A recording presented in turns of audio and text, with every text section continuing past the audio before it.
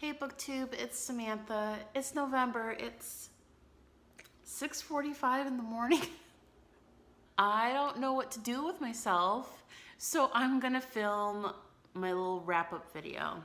I'm going to be mentioning the books that I read in October that contributed to Vlogtober, but there's also some books in here that I'm going to talk about where I either DNF'd them or I did finish them and then decided to not use them. So I'm going to cover those books as well in this video. For the books that I did cover for Vlogtober, we're going to do those first. I will provide links to the videos that I mentioned these books down in the description, so that way if you want more in-depth about that book, then you can go there and check it out. Each video is less than 5 minutes, so it's not going to take long to kind of check them out if you're interested. So for Vlogtober, I read Exorcist Falls by Jonathan Janz.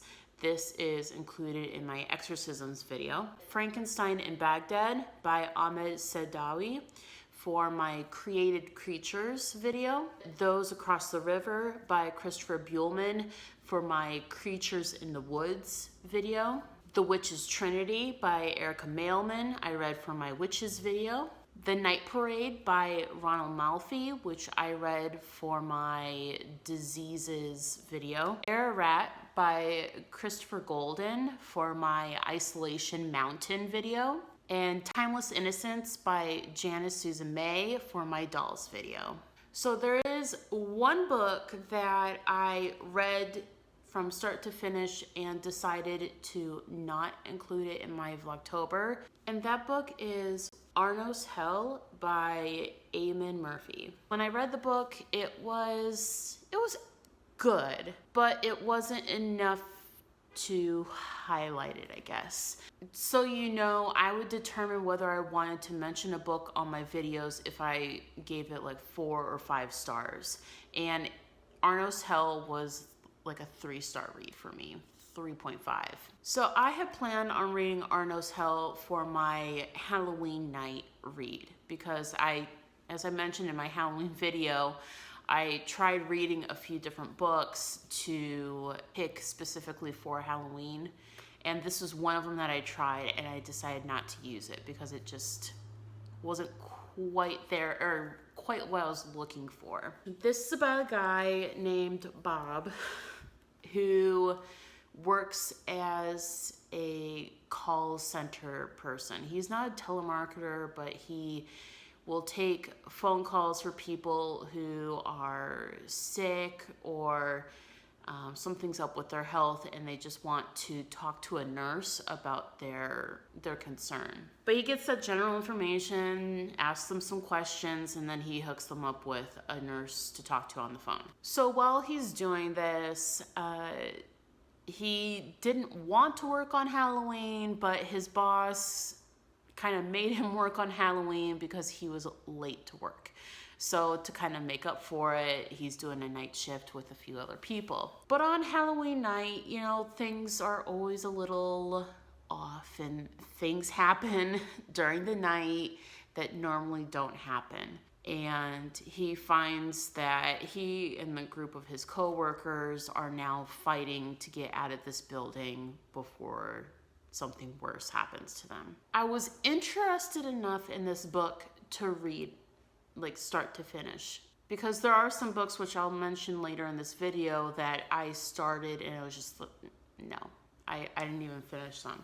So I liked this book enough that I did finish it. There are a couple of suspenseful scenes that happen, but for some reason it was just missing a little something. I don't know if it was maybe more character interaction that I was missing, or I don't really know, because the writer did a really good job of making it seem like their lives really were on the line. Their lives were a threat. It wasn't it where the clown just pops up and is like, oh, boo, scare you, and then out. This one, like, legit stuff was gonna happen if they did not get out of that building. Just so you know, there's ghosts involved with this storyline, and I felt like they gave enough background that I understood why the ghosts were coming up and going after these guys, but for some reason it was just missing a little something. But definitely, I feel like if you want to try it out, go for it. It was just kind of an okay read for me. So the books that I did not finish, there's 4 of them. Some I had tried for longer than others, but the very first book that I tried and didn't finish was To Wake the Dead by Richard Lehman. This book I was trying to read for a mummy video. I really wanted to make a mummy video, but I couldn't find the perfect book in the amount of time that I had. The reason why I picked up To Wake the Dead was because when I did search mummy books, this one was usually towards the top of the list on most websites. So I figured I would give it a try.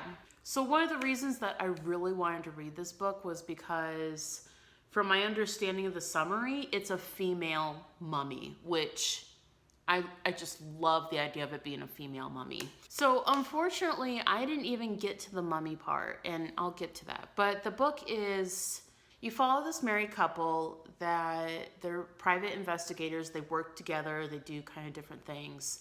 And something like some memory card or some data was stolen from this really high-tech company, and they're trying to figure out how to get that information back. And they're doing a sting at the very beginning of the book. I didn't get far into it because, one, it was reading a lot more like an action book at the very beginning. I think I got like 30 pages in. I didn't really get that far. I'm trying to see. Yeah, maybe like 30, 40 pages in, and then I put it down because I was reading like an action book. And then probably about 4 or 5 times there was mentions of the female part of the married couple. Just a lot of comments about her physical features and her chest, and it wasn't needed. And it was kind of just irritating me at the time. Now, you could argue that that's not a reason to DNF a book. I think now that the pressure is off to read the book, maybe I'll try it again. Because honestly, the premise of this book sounds so interesting. Here's what the premise is. This is what I was wanting to read. Now Amara, who is the princess, is once again freed from the cramped confines of her coffin, free to walk the earth, free to stalk her prey, free to kill. Nothing can satisfy her deadly bloodlust, and no one can stop her. You cannot kill what is already dead. It just sounds so good. It sounds so good. I didn't even get to it. So I kind of want to try it again and see if I can get farther through it now that there's not a time crunch on. Because the beginning, it was just reading like an action / detective book. And it's like, I can't muddle through that stuff. I want it to be horror from the start. Please let it be horror from the start. And that was the very first book that I picked up too. I'm like, I don't have time for this. Next book I'm going to talk about is Endurance by Jack Kilbourne. This book I had intended to use for a haunted hotel, because I was going to do the haunted hotel video, and initially I was going to talk about The Shining by Stephen King, but when I thought about it, I realized that I had mentioned Stephen King too many times for my own liking. I think I highlighted Stephen King, I want to say at least 3 times. So I really didn't want to go more than that. I wanted to focus other than Stephen King. I was trying a different book. This was supposed to be this haunted hotel and out in the middle of nowhere, and one of the taglines on the book, "Are you brave enough to finish?" And I was like, oh, okay, you're daring me to try and finish the book? Well, let's do it. Well, I guess it proved me wrong, because I didn't finish the book. It wasn't because it was so intense. It was the fact that I felt like it was trying to be intense without being intense. in this town, there's always this triathlon at the same time every year. If you've ever had a really, really big event in your town, whenever that happens, the hotels are always overbooked. So these triathletes are told, you know, hey, you should stay at this hotel.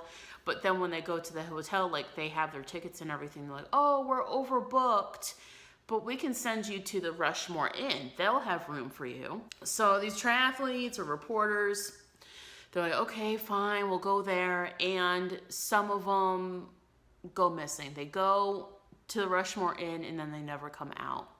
And you do follow one or two of them while they're in the hotel.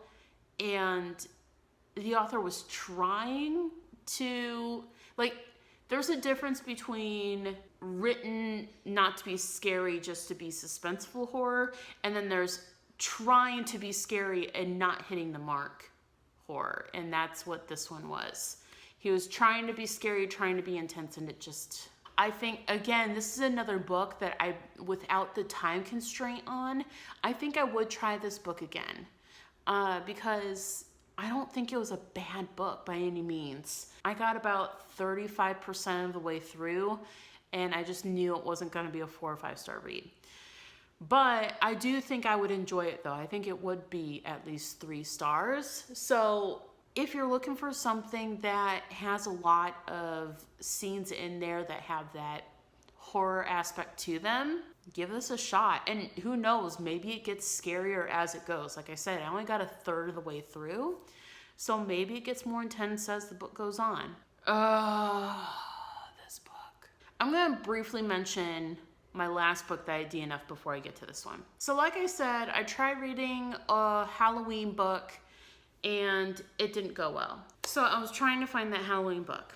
First one didn't make it, so I tried reading The Halloween Children by Brian James Freeman. Another booktuber that I follow on Twitter had actually finished the book and didn't really enjoy it. And so I was like, oh, okay. This is looking good. And I was like, well, maybe I'll have a different reaction to it, because that happens all the time. Someone doesn't like a book, another person really loves it. So I figured I'll still give it a try. I think I made through 1 chapter, maybe. And I was so annoyed with the characters, I couldn't finish it. And that was the complaint that the booktuber that had tweeted she didn't like the book, that was her same complaint. I knew going in they may annoy me. I'm like, okay, I'll prepare myself. No, they were,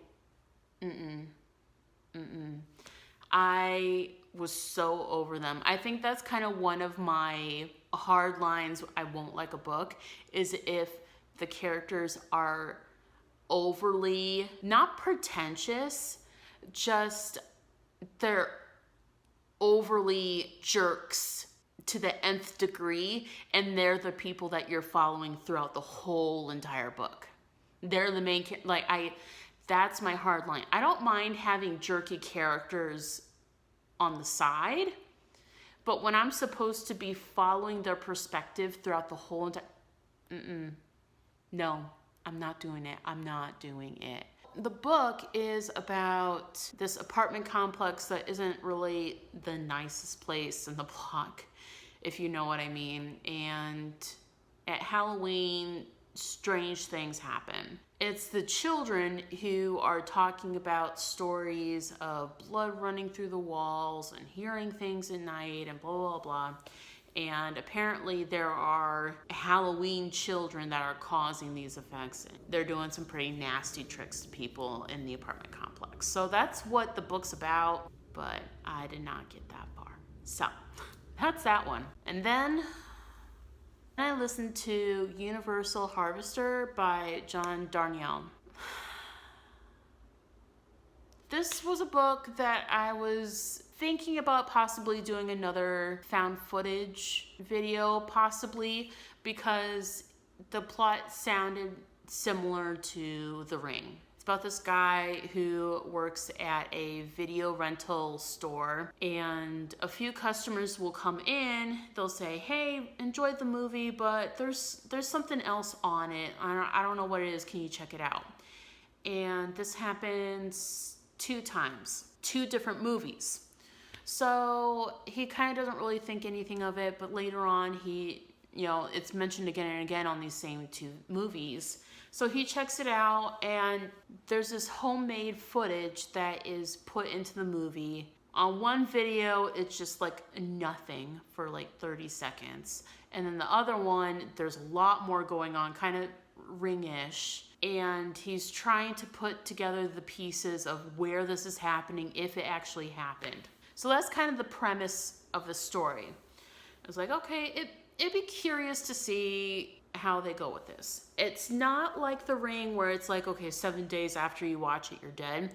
It was just purely, there's this weird footage on here, what's going on?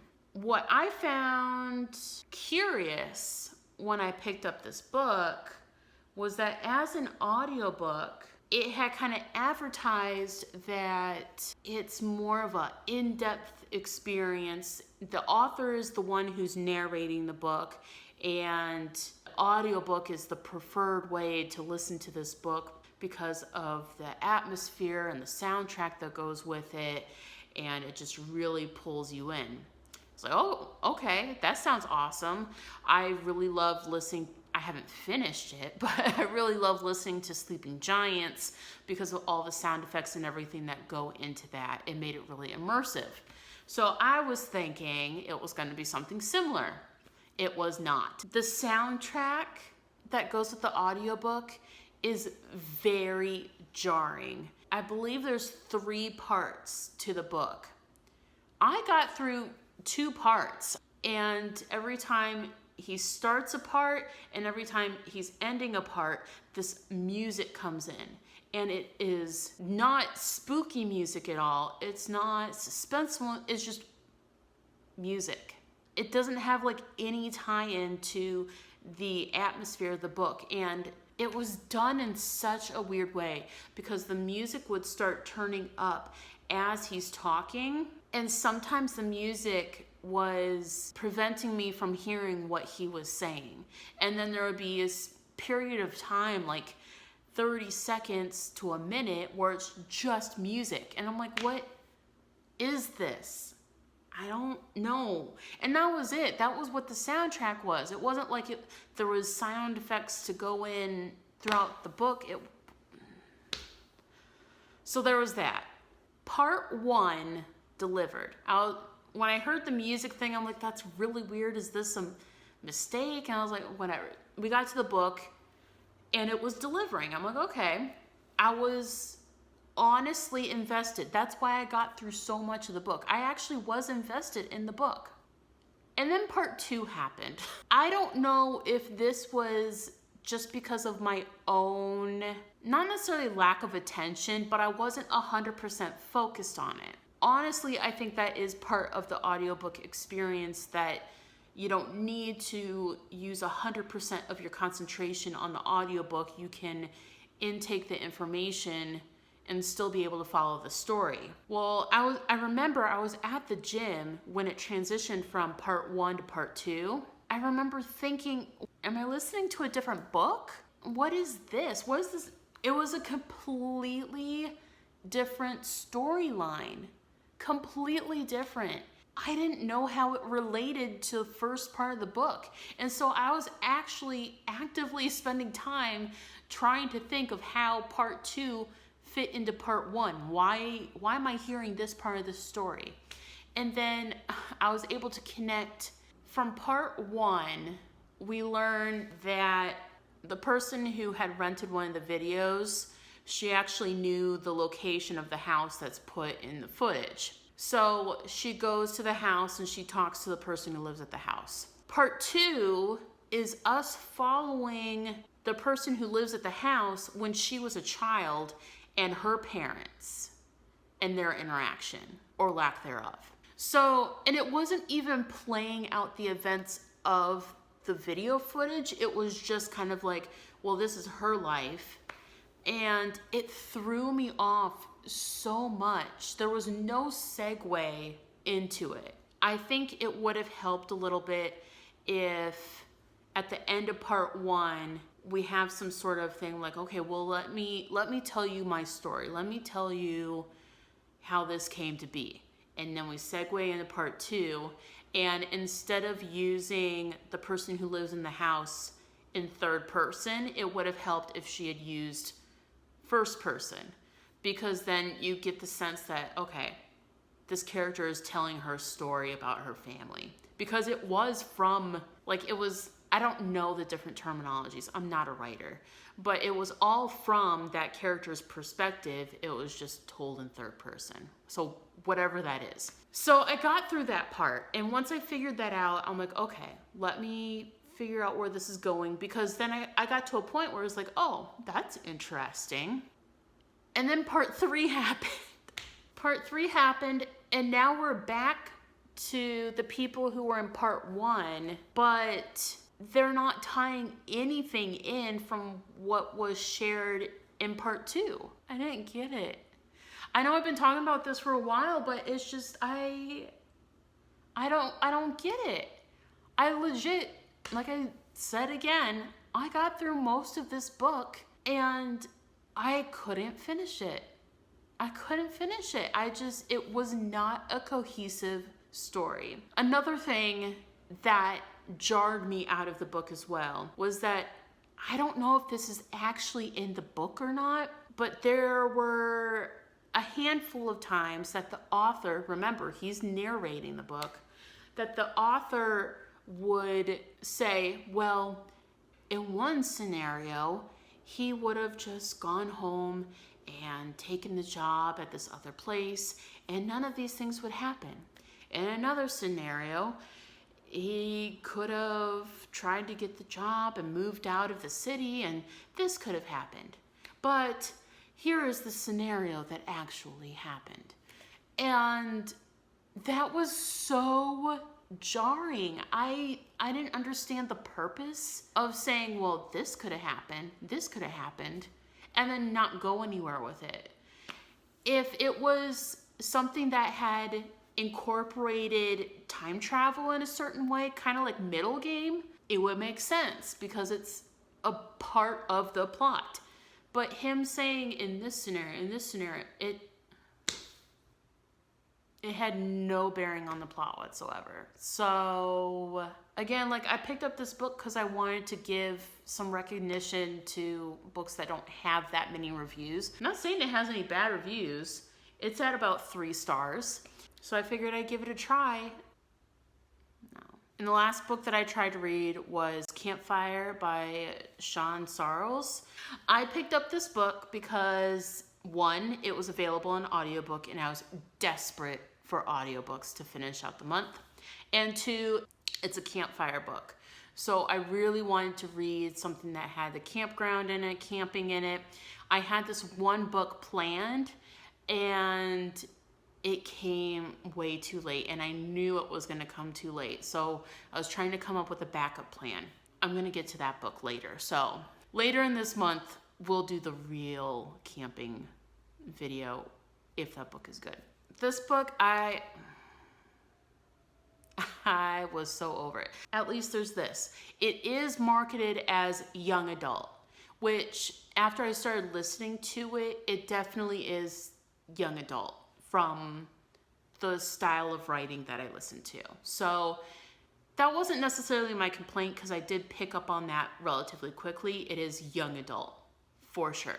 My complaint though is that you can do young adult in a realistic way or while being true to how teenagers really act, you can still have it be an interesting story. Or you can go the other route and have it be really stereotypical teenagers that are all stereotypical blondes. Guess which one this book was?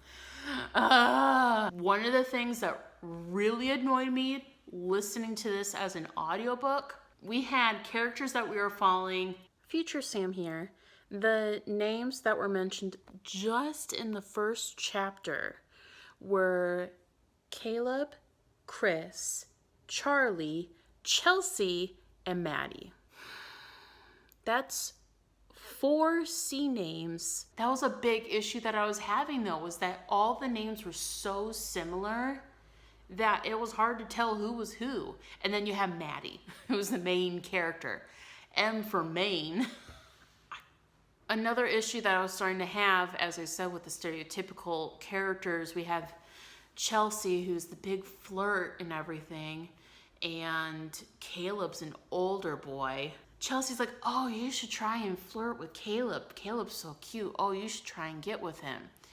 And so Maddie's like, oh, I don't know. They're riding horses. Maddie gets kicked off the horse because the horse has a fit. And Caleb comes to the rescue and, oh, Caleb, you're so great. Thanks for saving me. And then they ride on the horse together and Maddie's all excited. And, oh, Caleb's so sweet. And I couldn't. It was too much. Too cheesy. If that's your thing, like I'm reading other people's comments, they say that it has a high body count, lots of violence and blood. Someone said that it was a trigger warning for physical abuse, grieving, drugs and alcohol, animal death, which apparently is brief, violence and gore. Apparently that's all in this book, but I could not get over the stereotypes in the beginning. So if you can get through that, give this book a try. I just couldn't. Those are the books that I read or attempted to read for Vlogtober, and I'm not going to tell you the ones that I had intended on reading because I'm very excited about them. I already started one of them, and I can tell right off the bat I'm gonna love it. I can already tell. I'm maybe like 3 chapters in. Hooked, done. I'm very excited that I'm going to continue this, and thanks for watching.